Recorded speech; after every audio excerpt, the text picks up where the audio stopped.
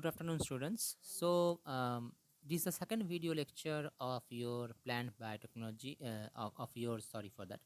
This is your second lecture regarding your biotechnology and human welfare, and the name of the topic is your applications of the plant biotechnology in agriculture. Now, there are mainly three different ways through which the gene are introduced into the plants. There are also some other ways also, but these three ways are the most widely accepted methods through which our desirable traits can be expressed, desirable genes can be expressed into our target plants. The first is your agrobacterium mediated gene transfer. Well, agrobacterium is a species, is a genus name.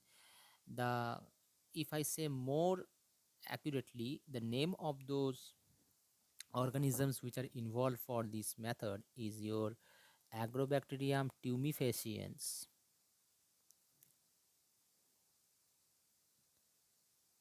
and agrobacterium rhizogens.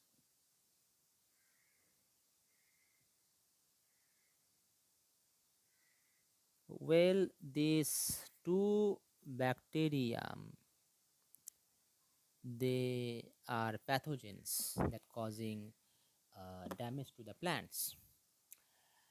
So what does it say? Agrobacterium is a gram negative pathogenic bacteria involved in causing crown gall disease in plant species.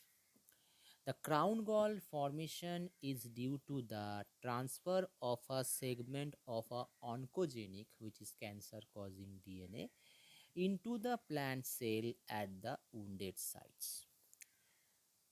This DNA segment, which is called as tDNA, or also you can say them transfer DNA, is present on a large plasmid called tumor inducing plasmid in the bacterium. The tDNA, about 20 kb long, is integrated into the plant chromosome by recombination. A series of virulence genes are involved in directing the infection process. So when a plant root or stem is wounded, when a plant root or stem is wounded, it gives off a certain response. In response to those signals, the VIR genes of Agrobacterium tumefaciens become activated and direct a series of events required for the transfer of the tDNA from TI plasmid to the plant chromosome. So this much I have said. What does it mean actually? Well, Agrobacterium tumefaciens,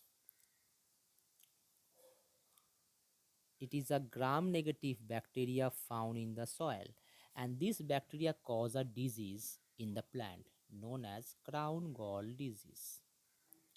Crown gall disease. Actually, if this is your plant, it cause a tumor formation in the stems, in the base of the stem of the plant, known as your crown gall. Now, how does agrobacterium enter to the plant's genome? Well, when the plant have some wound, when the plant have some wound site within the plant, within from that wound site, a phenolic compound releases. A phenolic compound release from the wounded regions of the plant, like your acetosyringone, hydroxyacetosyringone.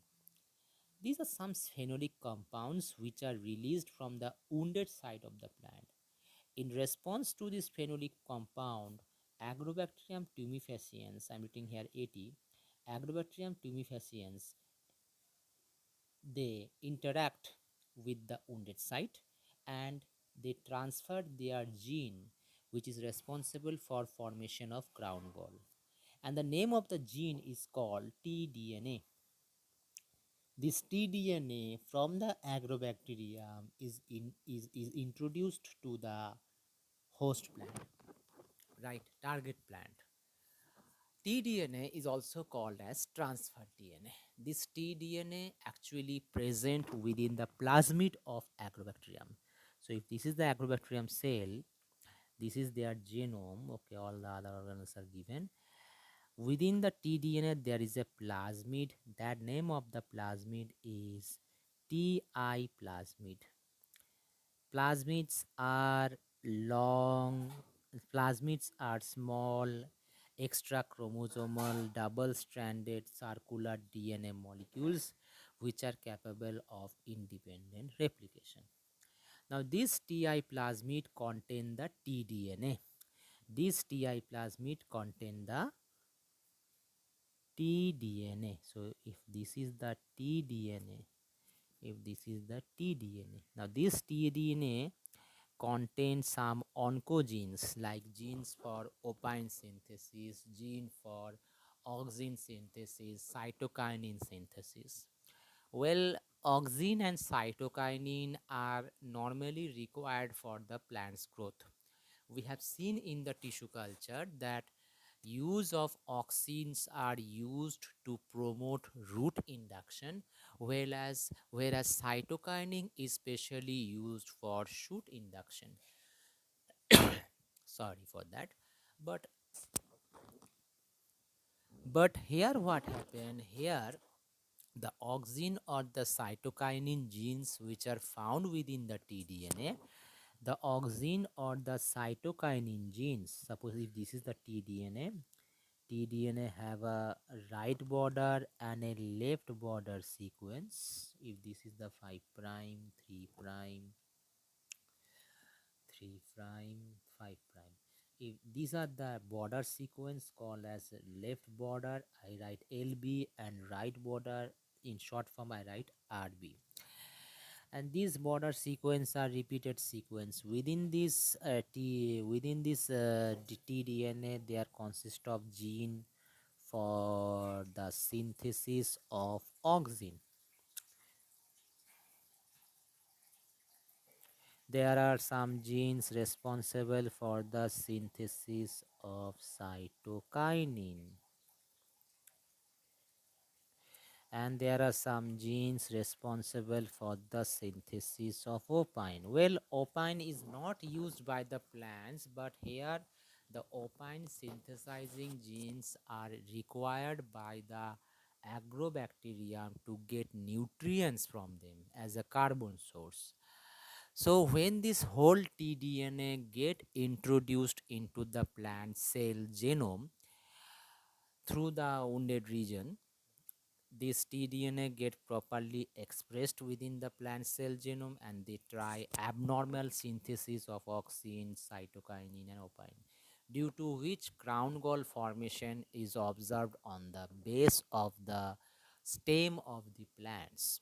And whereas your opine will be utilized by the agrobacterium cells as a mode of nutrition.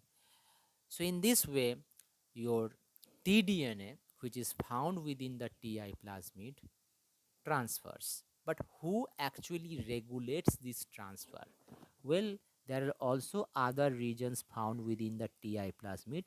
If I draw the Ti plasmid, you can able to know the thing.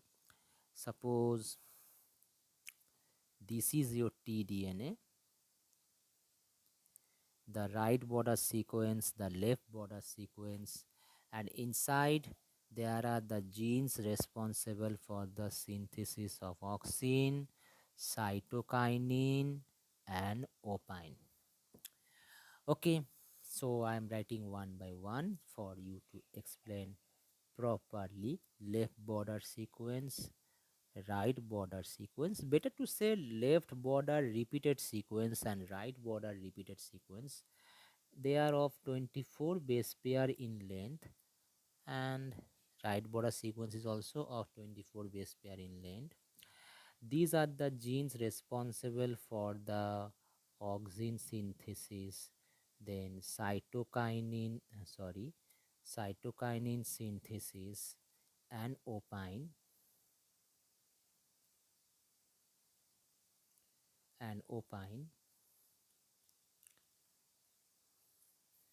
Together, this whole region is called as tDNA. But instead of tDNA, there also consist of some more important regions like the VIR regions. VIR regions. Well, VIR regions consist of VIR genes. These VIR genes code for some essential proteins which are needed for transfer of this tDNA into the plant cell, into the target plant cell. VIR genes are of many types. There are about 8 VIR gene operons which code for different proteins like VIRA, VIRG,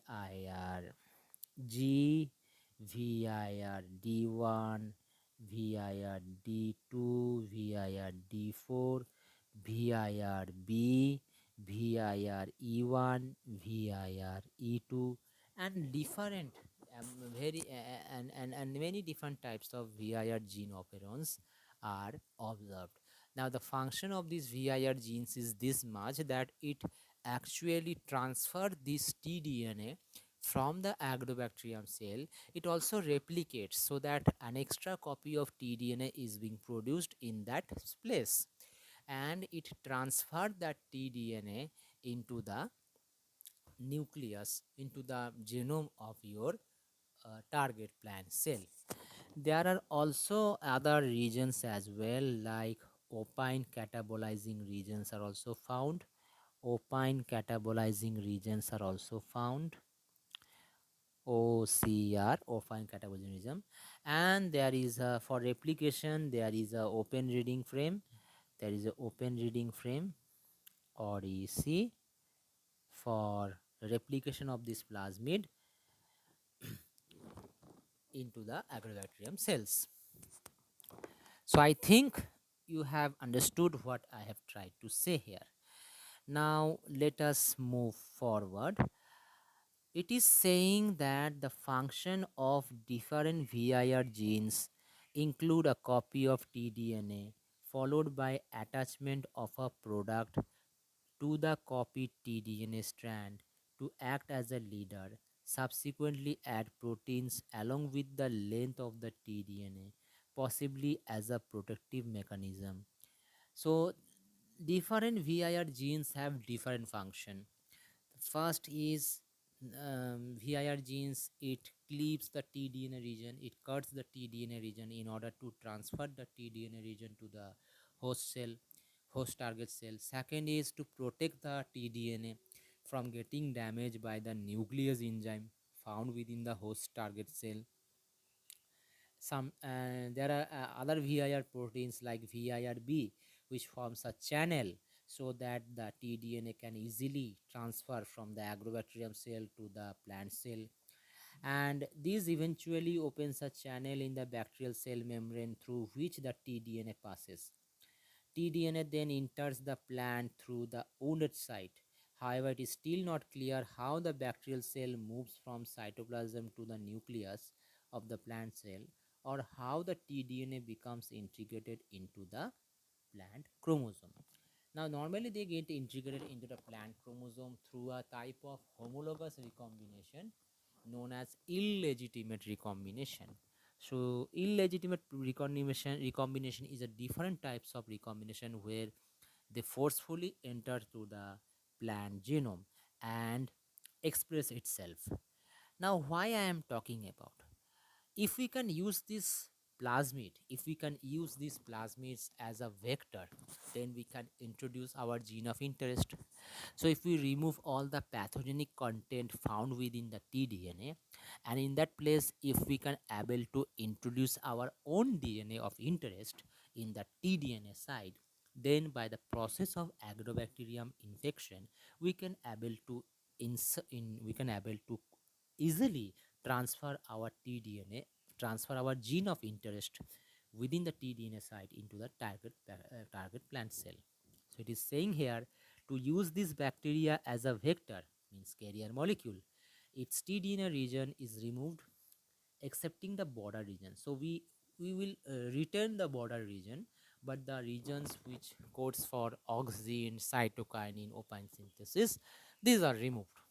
Okay, and the VIR genes are not also removed because the VIR genes are main responsible for regulating the transfer of tDNA from the agrobacterium to the plant cells. So the transgene, that is the gene that we want to introduce, is then inserted between the tDNA region, where the tDNA is then transferred to the plant cell and becomes integrated into the plant's chromosome. Right? There is also a figure given, you see them. The tDNA then cloned in the TI plasmids. Now that tDNA which contain our gene of interest, now it is cloned to make more and more copies of our desirable gene, which is then cut into size and replicate in E. coli. And then further, now to clone them in E. coli, what we have to do, we have to need a separate origin of replication, so that in within the E. coli cell, this tDNA can able to replicate, can able to make its copy. And further, these vectors are transferred from E. coli to agrobacterium strains and then used to infect the target plants. Okay, so you can see what I have said. So you can see here the plasmid for TI plasmid. It also consists of a recognition site, a restriction endonuclease site. Now this restriction endonuclease sites actually used for use of different restriction endonuclease enzyme to cleave, to cut that site by identifying the specific sequence and insert our gene of interest into that site. So you can see there we are cleaving and we are cutting and we are ligating the our gene of interest into this site, and thus we introduce them into bacterial cell. The bacterial cell will divide and more bacterial cells are produced. Eventually, as the plasmid has been inserted, the plasmid also get multiple in copies within the genome. Okay,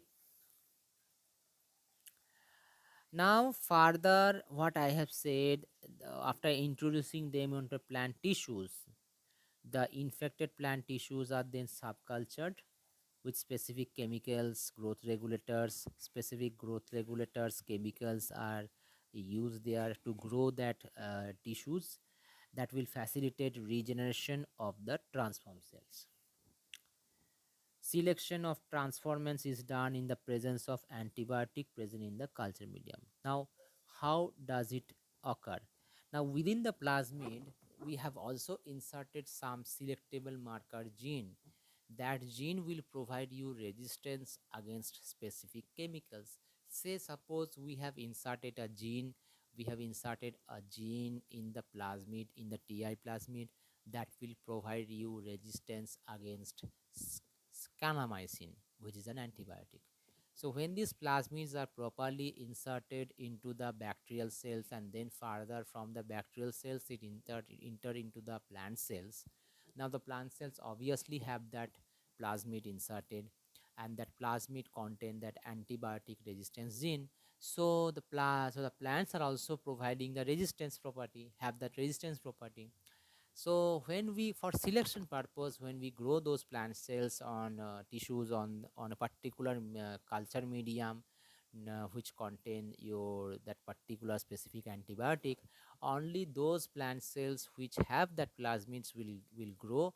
Otherwise others will die, because the plant cell, those who have that plasmid, they have that antibiotic resistance gene property, so they will provide you resistance against that specific antibiotic, for example kanamycin. And then the plants are further cultured for growth of that plant. So this is one technique through which we can use, and it's used widely for making your plant, for making a transformed plant, that means to make a plant genetically modified plant. The second way that we can go for is by creation of protoplast and then fusion of the protoplast. Well, protoplast means those plant cells that don't have cell walls. We have to remove the cell walls by using some chemical compounds, like for example we know that plant cell walls are made up of cellulose, hemicellulose. So for them we have to use certain enzymes like cellulase, hemicellulase, and we have also, you have to use an osmotic arm to maintain the osmotic pressure inside and outside the cell, because we are removing the cell wall. So obviously the osmotic lysis will occur. To prevent from osmotic lysis to occur, we use some suitable chemicals, like we use mannitol sorbitol solution for checking out the osmolarity in the in that culture cell. So thus we prepare the protoplast, and then this protoplast from different species can be fused together to make a hybrid protoplast by using certain chemicals like, for example, polyethylene glycol or PEG. Well, polyethylene glycol, what does it do? If I say polyethylene glycol, normally this polyethylene glycol normally can bind to the cations. It can bind to the positive charge ions. Okay, and these positive charge ions found on the cell membrane. They are found on the cell membrane of the protoplast. Indirectly, this polyethylene glycol can bind to the positive ions, which are further, this positive charge ions, sorry for that, I have said little bit wrong. These positive charge ions further bind to the negative charge ions. Okay, further bind to the negative charge ions found on the cell membrane. Okay, directly polyethylene glycol can also bind to the negative charge ions of the cell membrane. Now, when after doing this, when we wash that polyethylene glycol, then what happened? Polyethylene glycol, it moves out, and it also removes away these positive and negative charge ions from the cell membrane, which cause a temporary pore formation in the cell membrane, and thus if nearby any protoplast is present, the cell will try to fuse to maintain its stability, and that's how protoplast fusion occurs. So normally polyethylene glycol binds to the different types of ions found within the cell membrane. When we wash the when we wash to remove away the polyethylene glycol from the cell, it removes away the ions also that cause instability in the cell membrane, and thus the cell membrane of different protoplast will try to fuse together to make a hybrid protoplast. And we know that hybrid protoplast will contain the nucleus from different strains or closely related species. In this way we can prepare a transform plant. So what does it say? Let us see. Cell without cell wall are referred to as protoplast. These protoplasts can uptake the DNA directly in the presence of certain chemicals like polyethylene glycol or PEG. High concentration of polyethylene glycol causes permeabilization, that means pore formation of the plasma membrane, which allows the uptake of DNA into the protoplast. So what we do here, either we can make a hybrid protoplast, or we can use this protoplast as a source to enter our DNA of interest within them. How? What we do, we first use polyethylene glycol, and we allow this polyethylene glycol to bind with the cations and anions found within the membranes of the protoplast. Then during the washing process, when this polyethylene glycol is removing away the ions also, it causes temporary pore formation within the protoplast, which causes our DNA of interest to enter through these pores and can able to express itself by fusing with that protoplast genome. Even we can use electric signals. This process is known as electroporation. Electroporation. So electroporation technique can also be applied, okay, by passing a small pulse of electric current for a few microseconds to allow formation of temporary pore formation within the plasma membrane of the protoplast. What we do actually, we use a chamber. Within the chamber we use a buffer solution. Remember, buffer solution maintains the stability of the cells here, and we use the cells, cultured cells here, and the DNA of our interest, which has to be inserted into these target cells, target protoblast.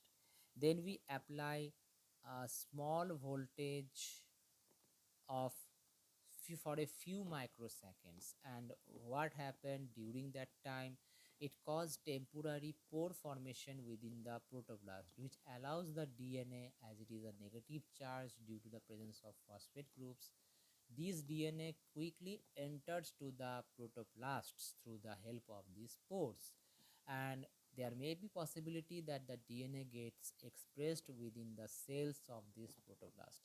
Then these protoblasts are then cultured through plant tissue culture technique to generate into a plants, right?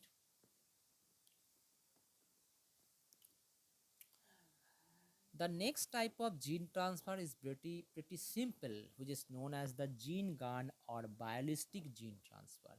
What we do in this technique, if I say, then you can able to understand.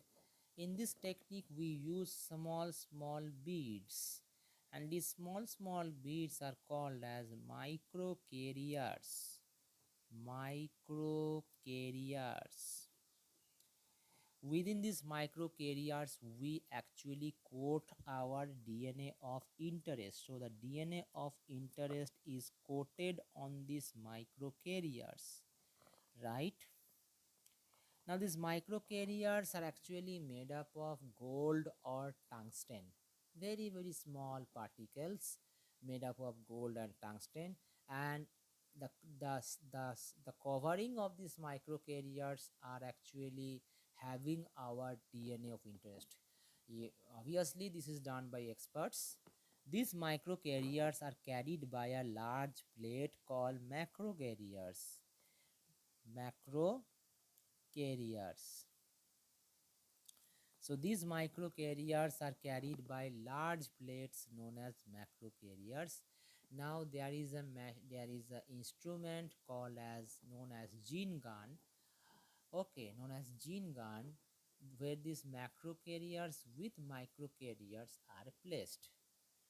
Okay, now with a high speed, with the help of either gene gun, gene powder, gunpowder, or some other sources, we forcefully allowing these microcarriers to be integrated, to be inserted into the target plant cell here, and thus after doing this mechanical damage, you can say a little bit mechanical damage is being occurring in this technique, the DNA which is coated on these microcarriers get inserted into the plant genome and gets expressed. Maybe they get expressed. Okay. So these are the three techniques which are normally used for transfer of our genetic material. Well, there is also it has also been mentioned the plant tissue culture, how the plant tissue culture is being carried out. Well, with with your recombinant DNA technology, that is your genetic engineering, plant tissue culture is also playing an important role for improvement of the crop variety. Well, for this technique, we have to go through certain things, certain terms. Let us see. Okay. Have you know the term of totipotency? Totipotency is a term which means the ability of the cell to give rise to a whole new plant. And surprisingly, all the plant cells are totipotent. In humans, our embryonic stem cells are pluripotent, not totipotent. So as they have this property, as the cells of the plants have this property called totipotency, so we can use any plant cell to give rise to a whole new plant by aseptic culture techniques within the laboratory known as plant tissue culture. What we do, we first use the plant which is of specific importance, then we take explant from that plant. Now that explant may be a leaf, as I have tried to draw here. That explant may be a leaf, it may be a leaf, or it may be a nodal segment like this. It may be a nodal segment part of the plant. This is the node region of the plant, or it may be the floral part of the plant. Whatever, so these explants are used to sterilize within the laboratory. Then we put this plant into a aseptic culture medium. Well, medium is supplemented with growth hormones, with your different nutrients which are required for normal a plant to grow. And in this way we grow these explants into differentiated undifferentiated mass of cells, which are further divided to form shoots, to form roots, and then to generate into a whole new plant. So because of this totipotency property, we generate that plant cells, plant or tissues into whole new plants. And by using this technique also, we can also introduce our gene of interest into that plant cells. Okay, so this was all for today's lecture, the second part of this lecture. I hope you have understood the second part. Okay, so if you have any doubts regarding these techniques, just go thoroughly this part. It has been given in a not in a elaborate manner, just precisely just for you to understand the concept that how genes are normally manipulated in your target plants. Okay,